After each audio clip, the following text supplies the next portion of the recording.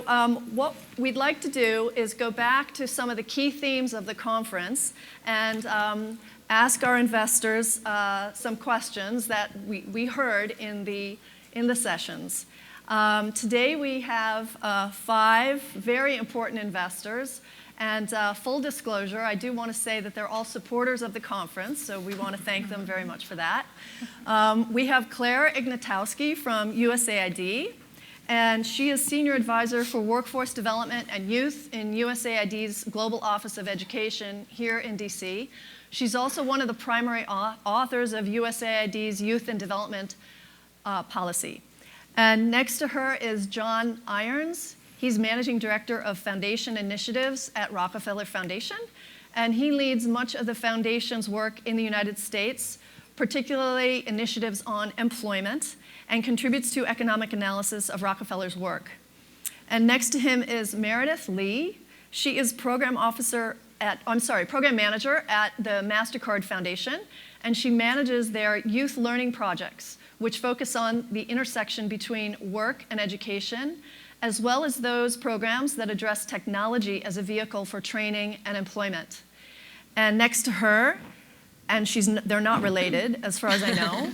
But next to her is Nancy Lee. Nancy Lee is the general manager of the Multilateral Investment Fund at the Inter-American Development Bank.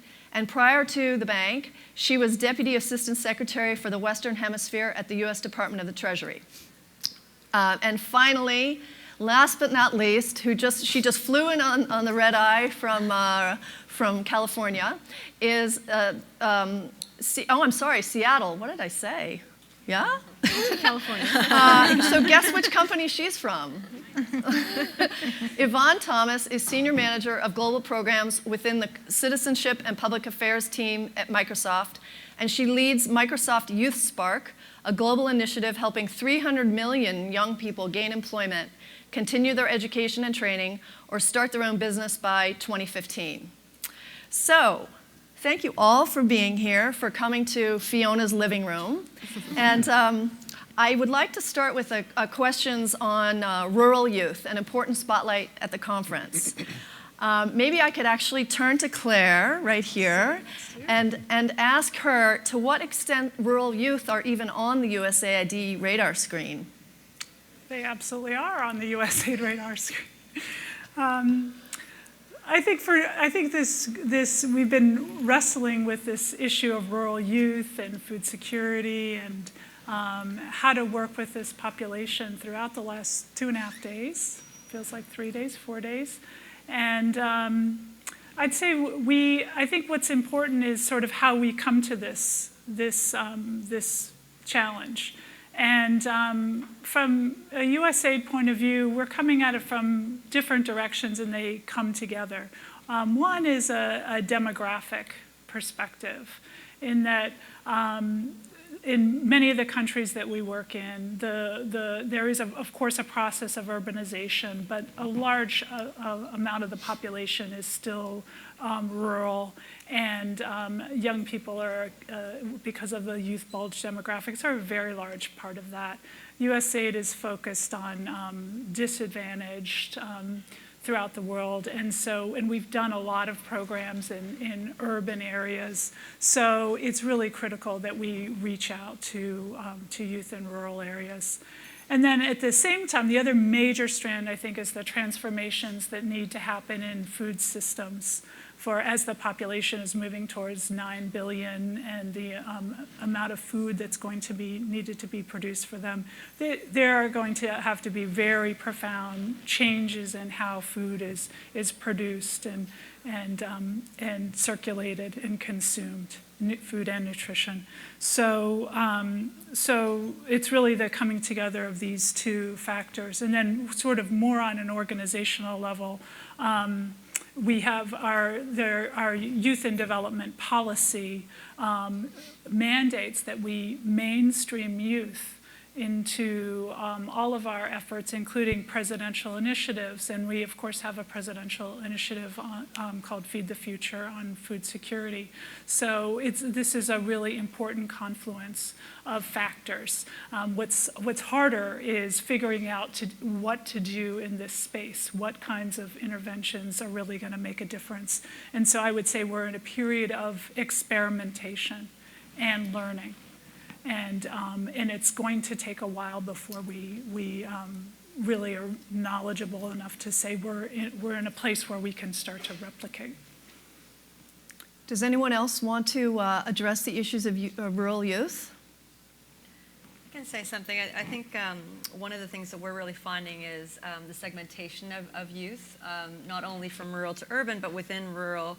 What kinds of demographics are we looking at? So education attainment opportunities that exist, proximity to markets, and that's something that we've explored to some extent through our youth financial services work on the financial inclusion side of the house within the foundation.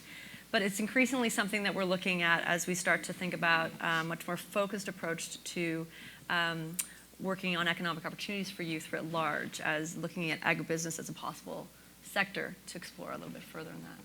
Great, thank you very much. Now, as people are speaking here, you may be thinking of your own questions, so I encourage you to tweet your questions to #GlobalYouth, or you can write your questions on the little card that you might have sat down on and wave it up here, and a volunteer will collect it. Actually, Whitney Harrelson, our fearless leader, will collect the questions, and we are going to reserve a few minutes at the end to ask the questions.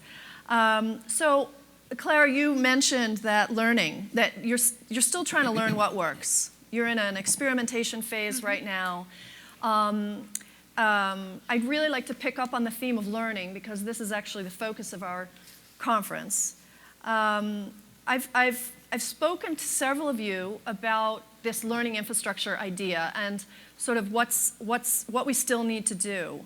Meredith, you mentioned that MasterCard Foundation itself is looking at learning ecosystems. And I wondered if you wanted to share with the audience your ideas about that, or what that might look like.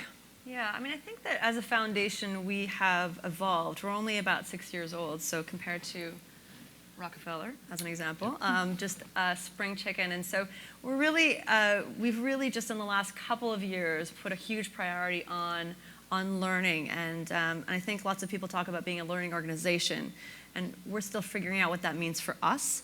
But one of the things that we do know is that we'd like to figure out what are the common questions that we can all sort of roll up towards so that we can actually say something about it. I think there are a couple of things that go with that. One is around the evidence gaps, so understanding what are those. And there's been a number of mention of that over the last few days, that there are gaps in the evidence. In fact, I think a question was posed to Jim Sundberg actually about what's the evidence gap that he would actually kind of grab onto and say this is the priority. So really understanding what those evidence gaps are, but then also figuring out the bigger questions that we can actually respond to in some way or other. John, you and I were talking about learning at Rockefeller, and I'm wondering if maybe you could help us understand how you learn internally at Rockefeller. Yeah, well, you're never too old to learn. So Rockefeller's 100 years old, and if we weren't learning as we did our work, we'd be much less effective. And I think we're always learning how to learn as well. And so part of what we do in terms of our internal process is most of our work is done through set initiatives, which have an explicit time bound. So our initiatives last for anywhere between 6 and 8 years, but we really spend the first 2.5 years in a learning phase. So that means assessing the research that's out there, pilots, demonstrations, but it also means learning by doing. And so I view part of it as, sitting in front of a computer and getting research and looking at randomized controlled trials. But some of it is getting out there and rolling around in the mud, right? It's learning by doing. It's trying things out. It's trying innovation, seeing what works, what doesn't work. But then also being as systematic as we can to evaluate it, looking at our work, doing a self-assessment, and then trying to get that out as much as possible so that the people in the field can learn from our experiences. So it's like a 3-step sort of Yeah, we tend to have a process? 3-step process. Early stage is what's the problem, what's the range of solutions, do we want to even get involved in it? A second stage And in terms of our work, you heard about our Digital Jobs Africa work, as well as our youth employment work. And we don't have a snappy title for our youth employment work because we're still in a second phase, which is a learning phase, which is a learning by doing phase. So we have one phase, really just trying to get a sense of what's out there. A second phase, which is what are the innovations, what are the range of potential solutions. And then we have a third phase, which is our execution phase, which is let's roll up our sleeves and do it. But even then, that's still a learning phase because we have to iterate on what we're working on. The execution phase, thankfully, has more resources dedicated to it. It takes more money to do something than to learn about something. So we try to ramp up our grant dollars over the course of our initiatives. But that's a little bit of how we approach it. Mm-hmm. Are any of the other funders as systematic as Rockefeller? Well, we'll have to compare notes afterwards to see how we grade each other. But our perspective from the Multilateral Investment Organization is we are a publicly funded organization, which is part of its responsibility is to create public knowledge goods. We do 80 or 90 projects a year, but it has become increasingly clear to us that it's actually sometimes more efficient to share knowledge by a project which is directly for the purpose of sharing knowledge rather than replicating another pilot or another experiment. So a little while back, we decided to do something similar in every project now, even before we've determined whether it's eligible for design and funding. We have to identify the specific knowledge gap that is to be filled and the specific knowledge products to fill it. So it forces the project teams to think very early, what is it that we're trying to learn here? We also, for each of our 80 or 90 projects, set aside a certain flat fee per project to pool as our knowledge sharing funding. So it forces us to mobilize the resources we need to do the learning. And then we have really started to do projects that are just knowledge transfer projects, where we literally fund somebody who's tried a model in one part of the region to go to another part of the region and train people and impart the knowledge. And we find that if you assess relative costs, it's way less expensive to have a human exchange that imparts expertise. And the one other thing I would add is, I'm sure you've heard in this conference a little bit about the new employment opportunities, the NEO initiative, which is an initiative with us and other parts of the bank and 5 big companies and IYF, International Youth Foundation.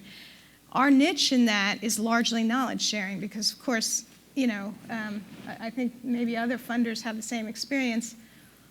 Often other funders don't want to actually do the knowledge sharing part of it because it's sort of more, you can more easily describe your outputs and outcomes if you're actually funding the project activity. So it falls to us to fund, for example, a common monitoring and evaluation framework in order to be able to get common evidence. And once you generate this knowledge, guides that address the problems that people keep having over and over again in youth training, which is how do you reach women, how do you certify effectively, what are the job placement programs, what are really the best. So we're going to fund some guides, and then we're going to create a virtual knowledge platform. So all of this is by way of saying that you have to basically shift a little bit of your resources just to do knowledge sharing in addition to the projects of themselves. Thank you. So Nancy mentioned that knowledge is a public good. Public goods are goods that benefit everybody.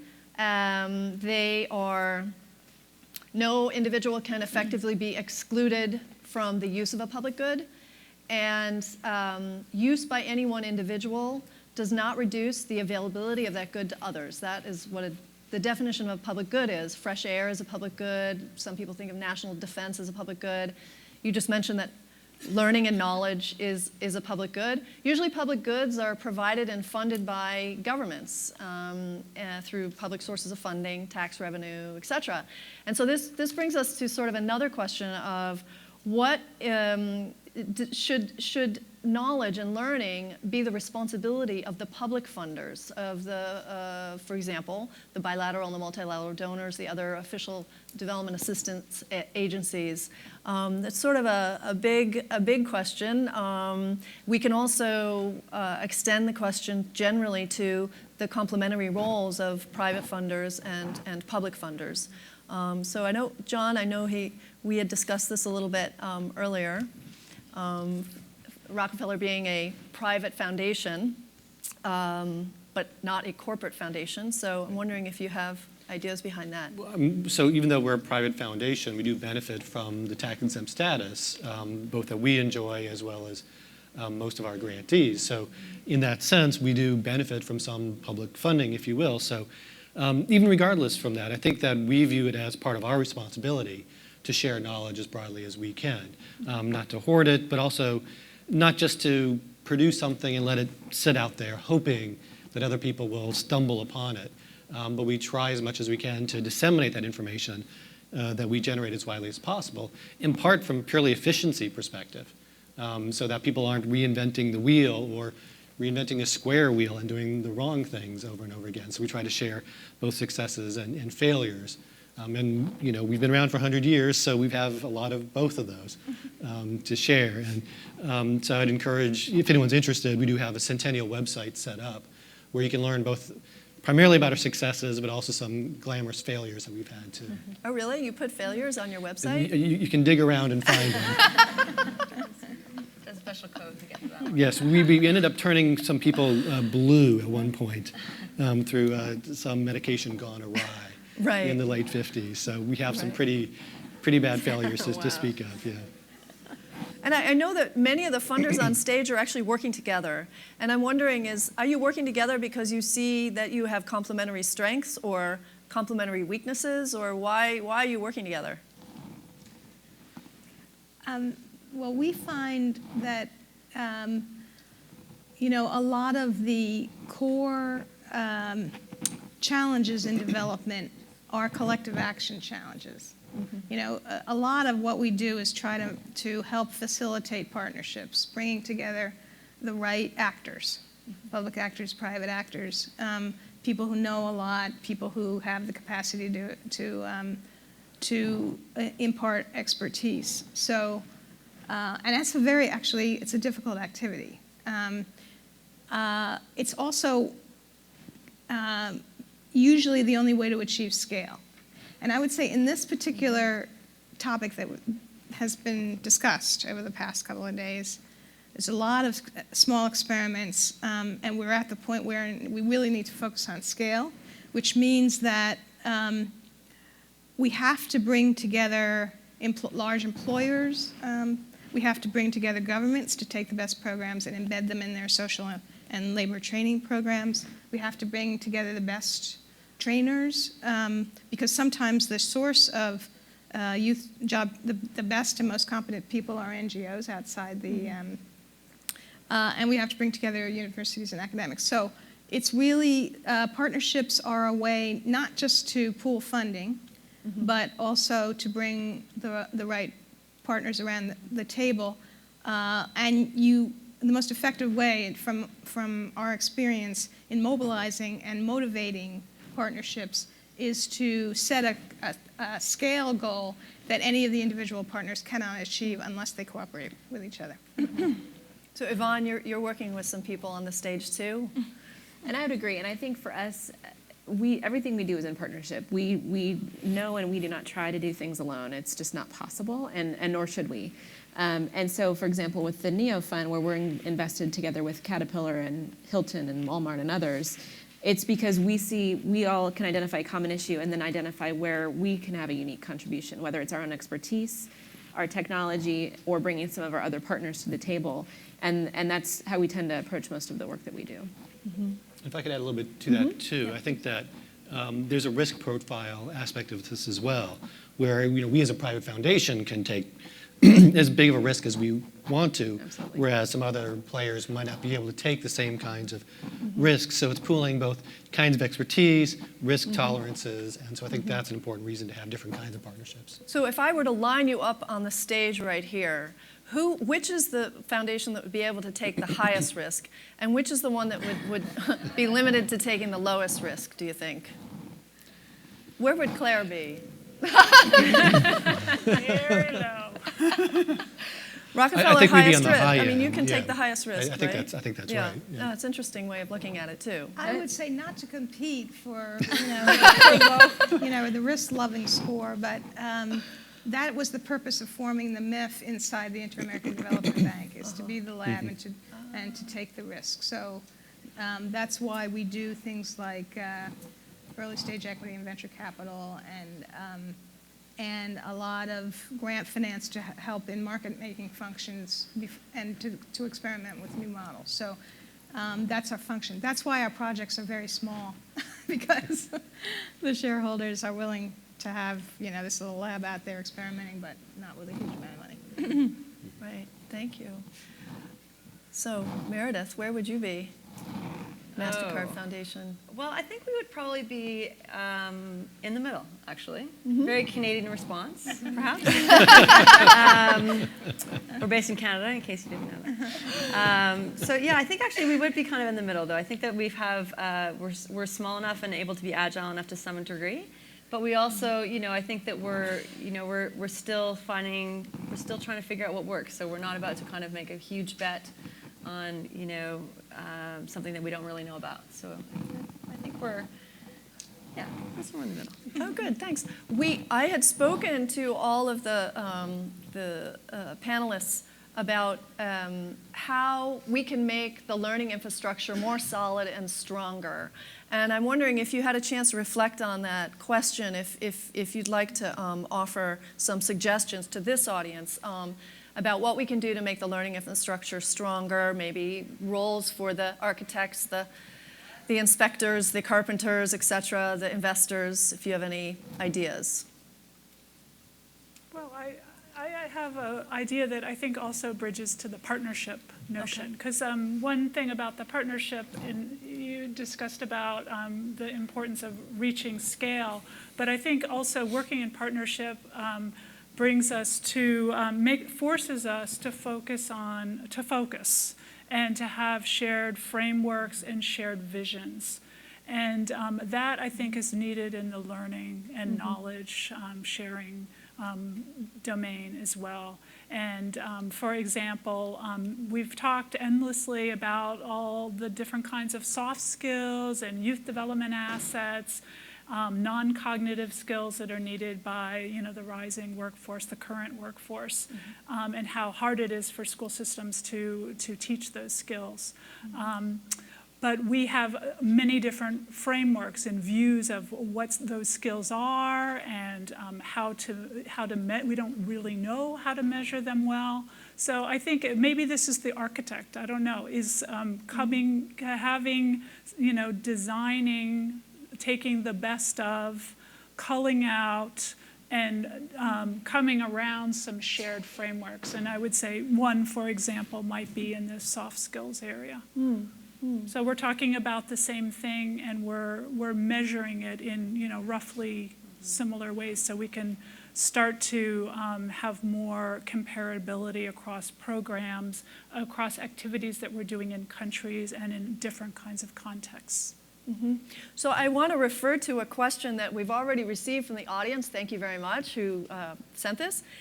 It was a very general question, and that's why I was refraining from asking it, because I was afraid that each funder would have a different answer to it, and I thought that would eat up all of our time.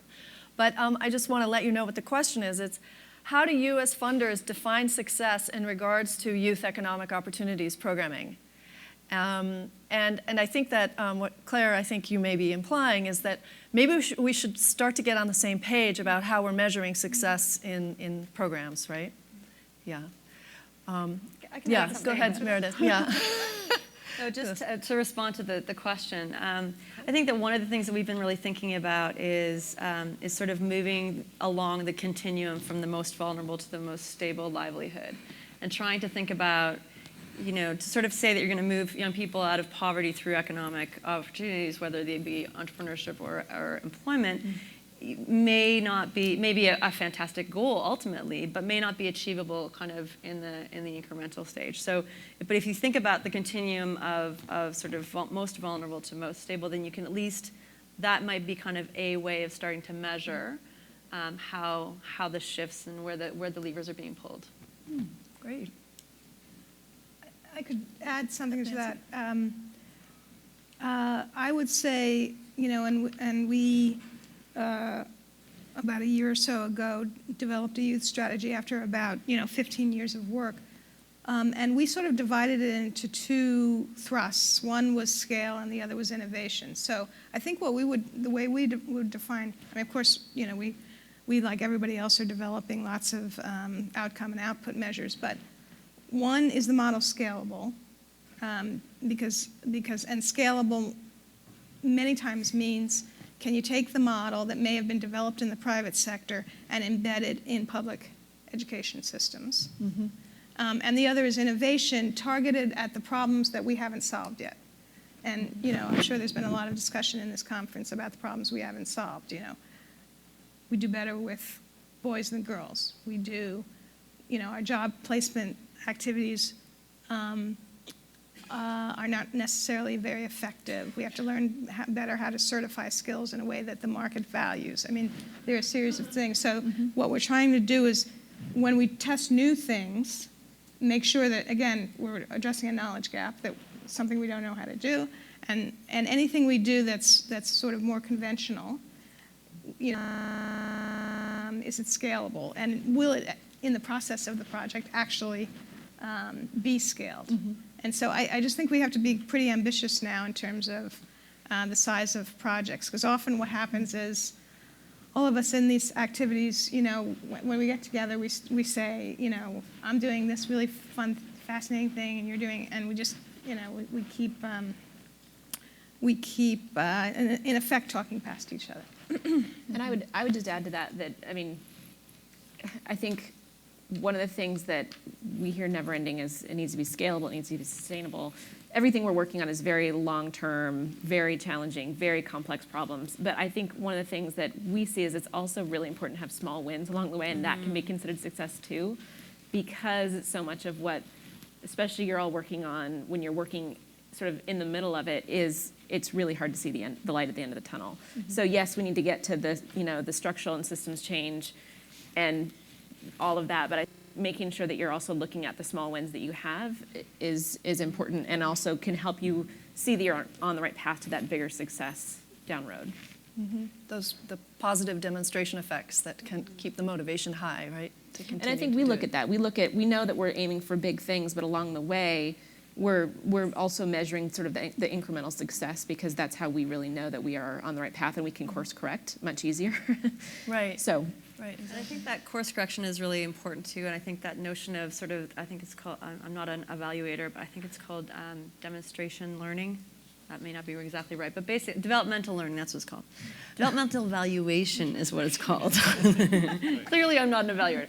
But the idea of sort of bringing in and changing the program and tweaking it as you go, I think also allows you to kind of recognize the wins, but also allows you to course correct without feeling like you have to have a fail. Right. A big blue person thing.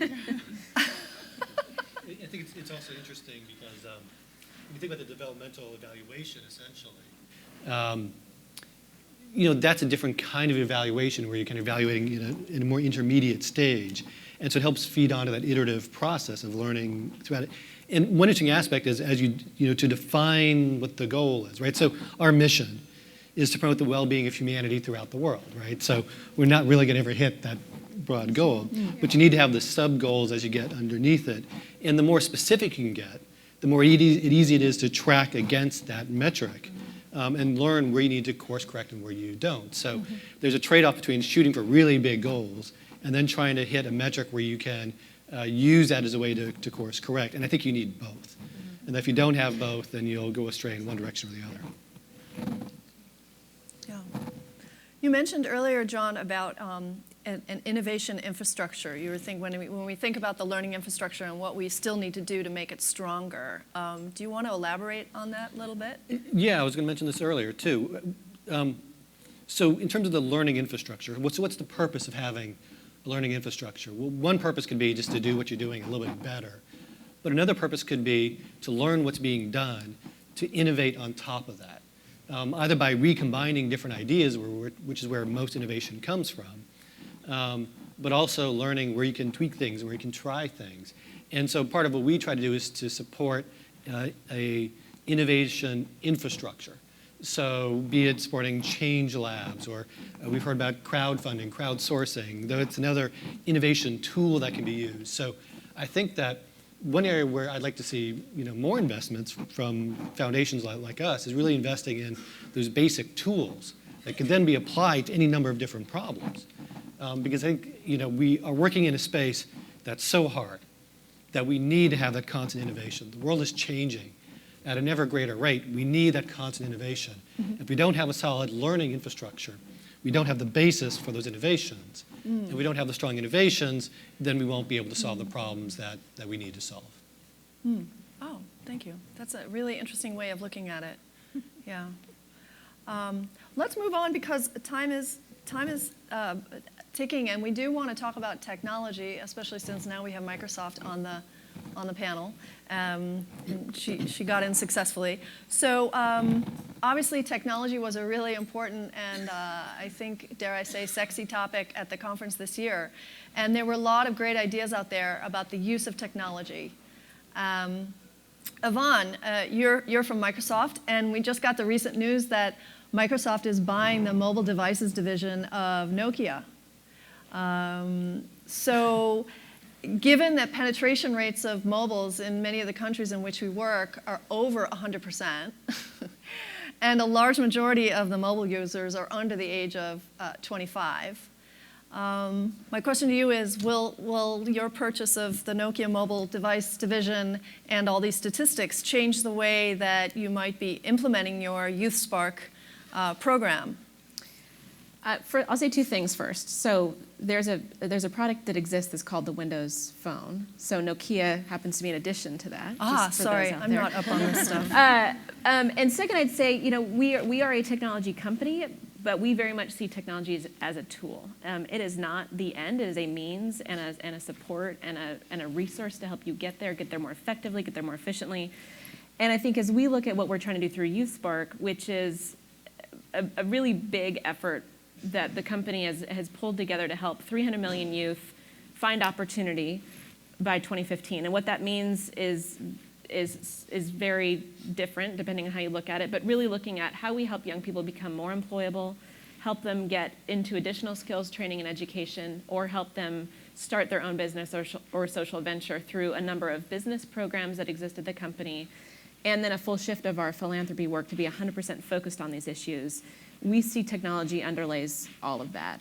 I think as we look at mobile, I think we will increasingly look at how our nonprofit partners are using mobile. We'll increasingly be paying attention to how communities are using mobile and make sure that our programs are fitting that and that we are really supporting that work along the way. And where we can, we will help innovate and help create things. I think we are doing a bunch of work in Africa. We have a program recently launched called For Africa, which is really looking at how we help Africans help Africa, if you will. So there's a new phone that's being launched in partnership with one of the largest mobile carriers that has all applications developed by Africans for Africa. So one of the things that we're increasingly seeing, not only in the technology space, but in the work that we're doing as well, that has a lot of technology embedded in it, is that those applications and the resources and the tools that are needed need to be developed by people who are local, just like all of our work needs to be local for it to be relevant. I think we're seeing the same thing with technology. It will be increasingly true as we look at mobile. So I guess the short answer is yes, but we'll really make sure that we're paying attention to what we're hearing and following suit, and where we can bring resources in to help innovate or accelerate, we'll do that as well. Thank you. That makes me think about trends in the future and where the new trends are coming from, and it could well be coming from Africa. What are the technology trends that you all are seeing that you think will help you achieve your goals, your own philanthropic and development goals? Anything come to mind? Well, there's the obvious opportunity for online education, which hasn't been so much a feature of the kinds of youth job training programs that we've been involved in so far. These are the kind of second chance job training programs for dropouts or for people without employability skills, and mostly they have involved, the heavy component of life skills, and the assumption is you need trainers who can engage with the youth to impart those life skills through, these various value systems like sports and arts. We are now, however, experimenting with online second chance job training programs, one on a very big scale in Brazil to reach something like 200,000 youth. And then again, it's a partnership between a bunch of social service agencies in Brazil, the Federation of Industries in Brazil that's helping us with the curriculum, certification agencies. And the attraction of it is that you can, for example, reach youth outside urban areas, going back to the rural area youth. In an online training course, you can have the young person specify his or her own goals, so you can very much, from the very start, identify what particular training is of interest to the youth, and then you can diagnose the skill levels of the youth, and then you can track the performance over time, and then you can create particular certifications once various modules of the online training have been completed. So it's a very powerful tool, as we've all been hearing about online training. And in Brazil in particular, mindful of the fact that everybody doesn't have online access, the social service agencies are actually providing the infrastructure, the online, the computers in various parts of the country in order to be able to access it. So the question is, however, can you achieve, at least in our mind, is can you achieve the life skill outcomes with this distance, without a person? And that's very much up in the air. These programs are going to involve gaming and various kinds of delivery mechanisms that engage the young people. But since we've just all learned collectively over the last decade or so that life skills are critical, if the online training programs fail on the life skills front, then we've got a real problem. But anyway, that's the big experiment we're trying. Thank you. And I'd say for Microsoft, one of the things, again, that we're seeing because we are a technology company is sort of the pervasiveness of the need for young people to understand coding and programming as basic science or math concepts, if you will. So think of the concepts that you learn in school around biology or chemistry or mathematics, and think about the way the world is going, and that how helpful it will be for young people, no matter where they come from, to be able to understand how the internet works, how technology works, how your phones are programmed to do what they do. We're increasingly starting to see countries take this on as national policy. For example, the US is really looking at it as on a state level, but countries are looking at it, like the UK has made a compulsory curriculum for computer science that will start in the next year. So they're starting to ramp up their teachers to teach that in K through 12 school systems. Japan, it will be compulsory by 2015. Germany, similar. And a sociologist and professor at USC said to me recently, technology is the great equalizer. Merit is what matters. It doesn't matter where you come from. It doesn't matter what your background is. If you know technology and you are good at it, you will rise and you will do well. So that's one of the things that we're starting to see as a trend, sort of on the flip side of technology, is it being a real enabler. So as you all think about the work that you're doing and where those kind of core skills can become a core part of how you may be thinking about the work or that your partners are thinking about it, that's definitely one of the things that we're starting to see, not only sort of happening organically, but happening also at policy levels, which I think is really interesting. this actually leads to a question that came in. It's related because you were talking about teaching computer science in school. Kind of the same way when my parents grew up, they didn't learn genetics, but when I was growing up, it was standard, right? So this question is about education, and especially secondary education. And the question is basically, no one's really been talking about how to improve secondary education at this conference, even though we know that, well, many of the skills that we're talking about young people need for the workplace conceivably could be somehow developed and delivered through the secondary education system. So how do you see secondary education fitting into our challenges for school-to-work transition, for preparing the workforce of the 21st century? I can say the MasterCard Foundation actually has a scholarship initiative which we launched last year, which is exactly focusing on secondary and tertiary education. And it's aiming to focus on 15,000 young people over 10 years. It's a fairly large initiative, but what it does not only support the tuition fees, but it looks at the holistic approach for young people. So it could be leadership skills, community involvement, definitely soft skills, technology, all of those things that would go into supporting a young person to make that transition into the workforce. And there's an internship component for those people who are in tertiary education. There's a support unit which is helping to kind of run through the application process to get to tertiary education. So it's a fairly comprehensive model, one that is only a year old, but definitely we have been working in scholarships for a number of years. I think secondary school is, for those of us who were listening to the CanFed presentation in the last couple of days, is such especially for young women in rural areas, I think such a key dropout point, and I think a significant pain point for many, many countries in which we're working. That transition between sort of primary to secondary, and then junior secondary to senior secondary, and then beyond. Those transition points, I think, are really critical times to focus on young people, and recognizing too that most young people, at least disadvantaged economic disadvantaged young people, are doing both. They're working, but they're also trying to get some kind of education, and oftentimes there's a trade-off, but sometimes they're trying to do both too. No, I think that this is a critical area, and if this conference has sort of expanded over the years that it's happened. The workforce development track was added, the technology piece, as we saw gender, we saw 1 year I think a focus on conflict. But if there were, if it continues to grow, I would think that this area of secondary education, formal education, might be an important area.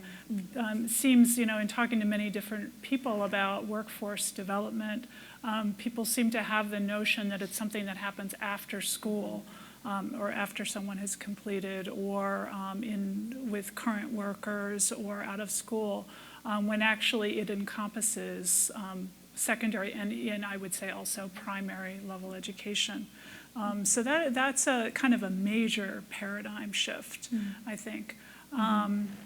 And then just thinking also, I just wanted to respond briefly to something that Nancy said around blended learning, understanding whether it's possible to teach life skills and soft skills, primarily through mobiles or technology approach. And I even though USAID is a low risk kind of agency, I would kind of go out on a limb and say it's not, it's not possible. And we'll find that there are so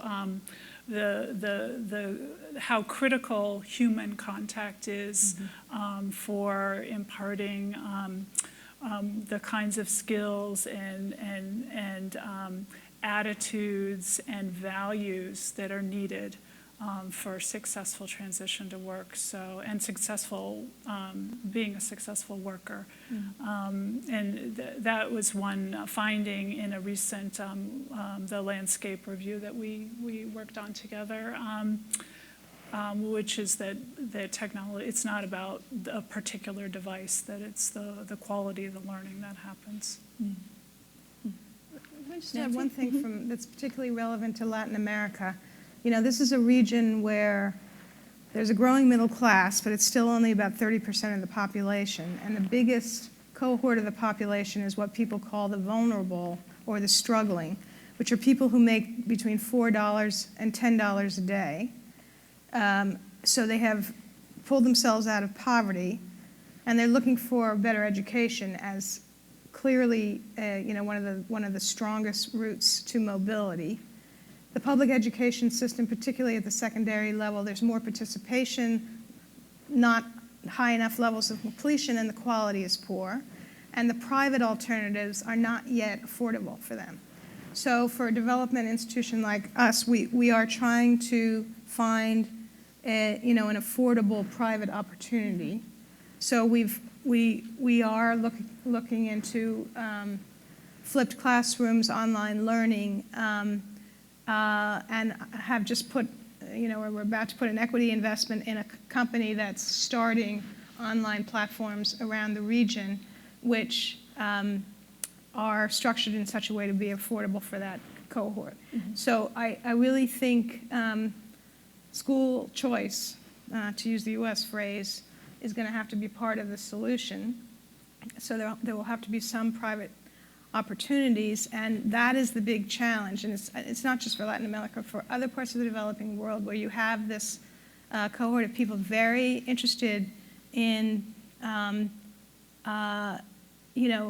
paying for education, actually willing to finance education of their children, understanding its value, but really not having viable opportunities. I think that has to be a big focus. And the other thing is in the tertiary level, we're starting to look at student lending, which is a very difficult area, as we found in the United States, because you got to have, it's very important to have some source of finance to be part of the mix in terms of making it affordable. Let me ask, what about new technologies or new ways to deploy technology that you would love there to be, like that you could implement a strategy so much more easily if that one app was out there or that one device had been invented?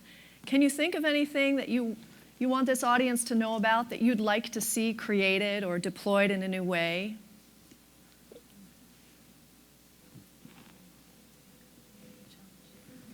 Any new ideas that you want people to work on? I'd love some sort of very easily usable online technology for monitoring and evaluation. I mean, I would just love our executing agencies to be able to have an iPad or the equivalent, in which they have and it can be in the field, and they have a very simple system for M&E that would be useful. So I would say technology that reduces the cost of monitoring and evaluation, reduces the cost and raises the quality of monitoring and evaluation would be a wonderful thing. I'll throw out one that I don't think it's new so much as it could be a tweak, right? So if we think about with the nexus between education and jobs, and I'm thinking primarily about on-the-job training, which is where a lot of people learn their first set of soft skills and hard skills when they actually have a job and are told you need to smile more, right? When you're looking at a customer, right? Sometimes it happens on the job. Surprising surprise. So when you think about how much learning happens at that stage of life, thinking about, I don't know if it's an app or if it's a program or if it's a MOOC or what it is, but something that really enables the lifelong learning that you need to know, that you need to do when you're changing jobs every 2 or 3 years, which is what the youth these days will have to do. So the platform that's necessary that adds value both to an employer, but also to the employee as they're thinking about their lifelong career. So that we're not simply thinking education, you're done, you get a job, and then you're not our problem anymore, right? So it's that lifelong aspect where I'd love there to be more tools in that space. So there are 2 challenges. I have one. Claire has one. It's not that creative, but it's kind of basic, which is an app around or a device around or some solution to language, We did there was a review done actually in one of the innovation labs around ICT and information, marketing information in the area of agriculture. And what was found was that there were lots of different, I guess you call them apps for cell phones, but they were all in English. And this was the review that they were even in Kenya, where they did sort of a deep dive and went to a village very far away, sat down with the farmers, looked at the cell phones they had, asked them about what kind of market information they were getting or how they were using their cell phones, and all of the devices that had been prepared and that folks thought that were in use were actually in English, and these folks did not speak English. So you multiply that around all the different languages that exist in the world, and if we're talking about working in a meaningful way with rural populations, that's where these languages are the most vital. We need, and I think the current, I haven't tested them, but a lot of the technology around language and translation is still got a lot of kinks in it, I think. So that, I think, is an important, that could be pretty big and helpful. Yeah, I think developing those local ecosystems that can develop the apps and the supports that farmers need in local language with locally relevant content and context is hugely important. I think that speaks a little bit, it's not a technology challenge, but I think that does speak as much to also your point earlier around, you were talking about Africans developing the tools that would be used within their context. And I think, I think that notion needs to be expanded for young people. And we talk a lot about young people, and a lot of us are no longer young people. And, it was great to see a couple of young people as part of the speaking panel here. But I think that that's often something that we still skip.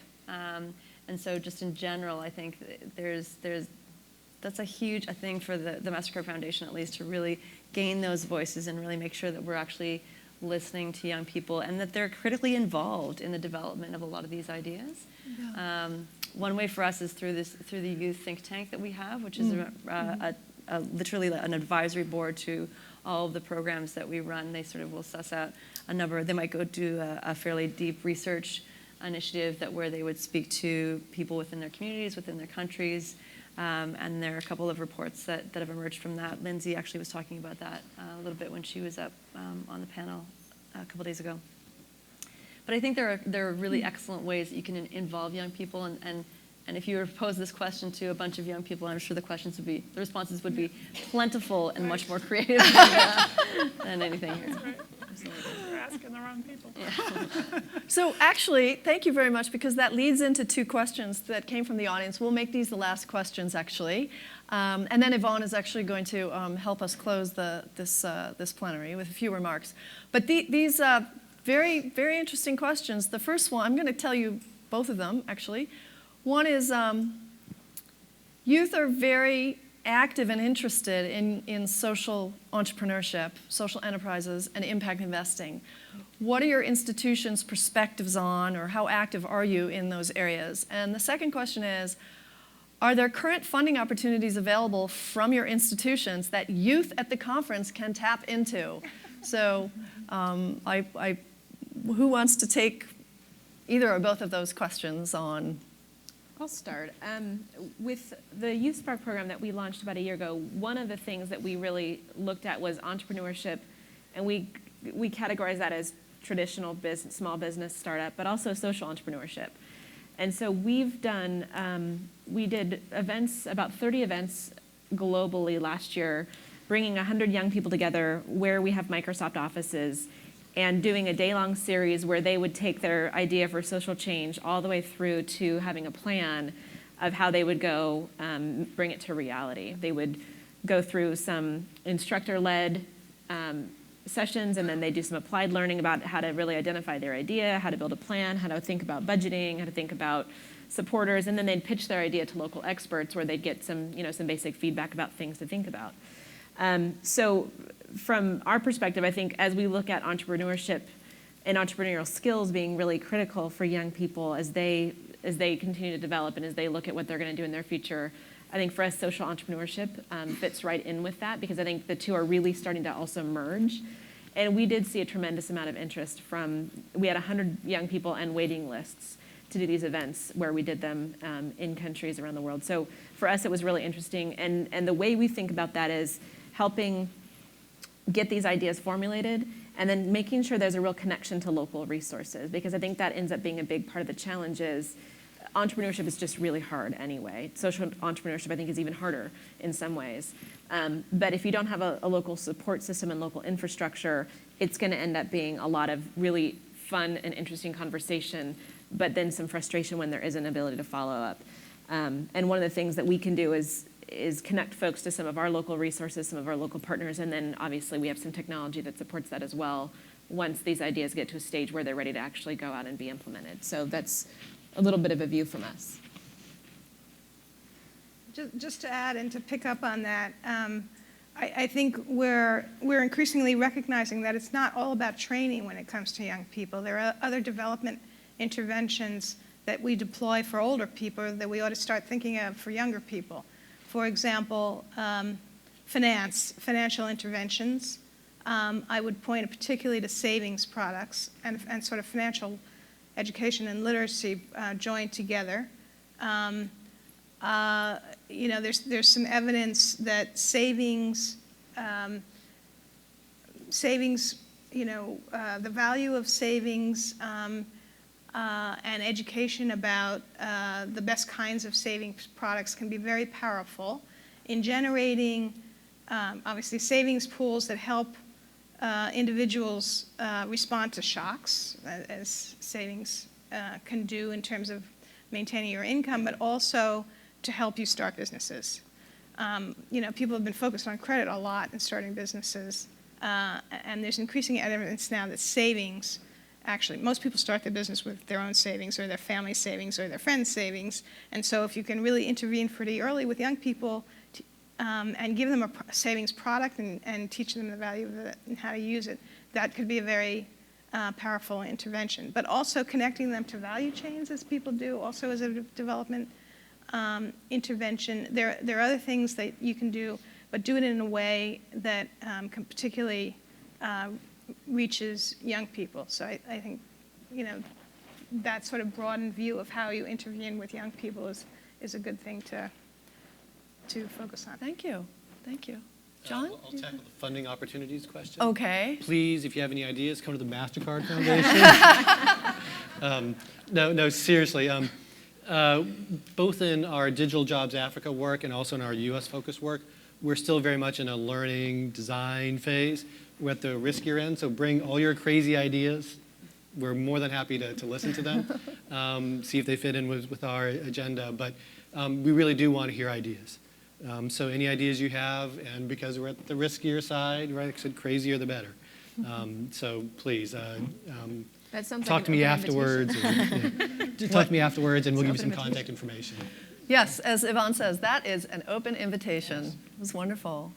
Meredith, did you want to add something? I don't think I've got an open invitation, but we definitely do focus a lot on social entrepreneurship. Many of our partners, Ashoka, MIT Legatum, are definitely all about sort of that social entrepreneurship idea. And one of the partners that we have is the African Leadership Academy, and together have a prize that we give out for a young entrepreneur for anywhere across Africa, which is given out every year. It's sort of it's in its third year right now, so we're sort of gaining some steam, and it really does celebrate young people between the ages of 16 and 22 who have responded to a need within their community and have launched a business to respond to it. Thank you. Well, just in terms of funding opportunities, as you know, our procurement process is open, and we are doing increasingly more innovation kind of grants that are more experimental and allow for experimentation. In fact, we have the upcoming set of grants around mobiles for youth workforce development.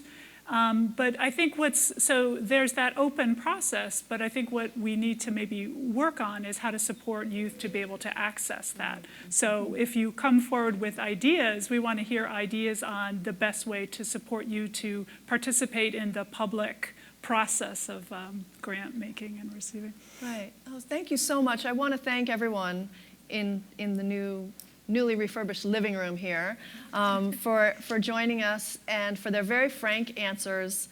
And I also want to thank the audience for excellent questions, first of all, and also for being here at the end of the conference.